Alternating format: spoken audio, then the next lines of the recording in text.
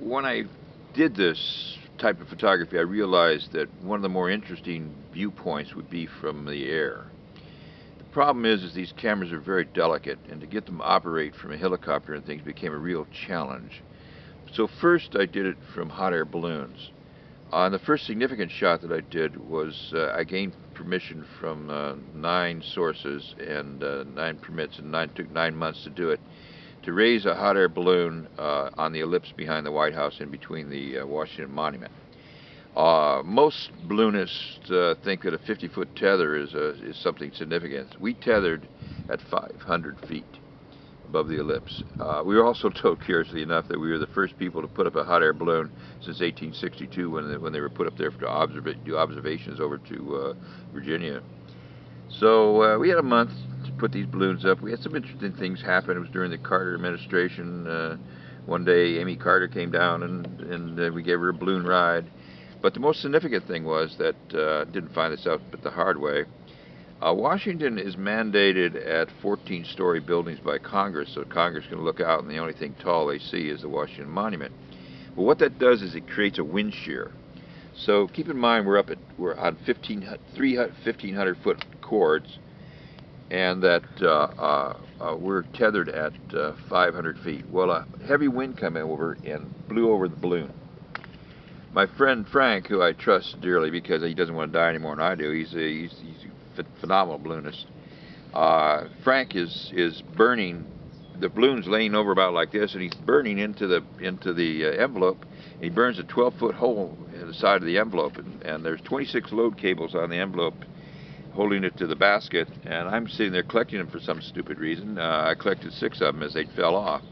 So I'm screaming at Frank, "Quit doing this, Frank! We're gonna fall out of here." He says, "No, no, Mike. When we go past the wind shear caused by those buildings, we're gonna drop like a rock."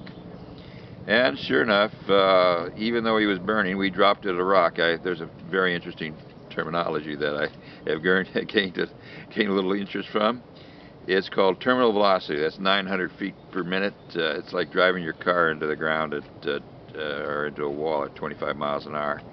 It's actually kind of interesting. It was, in fact, my first hot air balloon flight was with Frank, and Frank likes to do contests, and one of the contests he did was to hit a target over Virginia at a fairground. And he says, "Mike, don't worry about this. This is going to be safe. What I'm going to do is I'm going to turn the balloon off, and we're going to drop from 1,500 feet and hit this target." I go, "Okay, Frank." And it was in a metal basket besides. That's the reason why there's wicker baskets, because they bounce on the ground. So that was my first flight in a balloon, and then my next flight was over Washington, where we crashed down in that. And all told, I've terminal velocity in a hot air balloon about 6 or 8 times. So that's part of the attraction for me, is to be involved in these kinds of happenings. The exercise with the hot air balloon proved to me that aerial photography was one of the more significant uses for 360-degree images.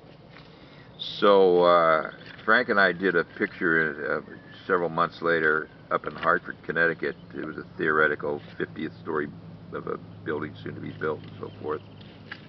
And we launched a hot air balloon from a construction site surrounded by buildings, and we got the construction people to hold the thing down to get lots of air in it.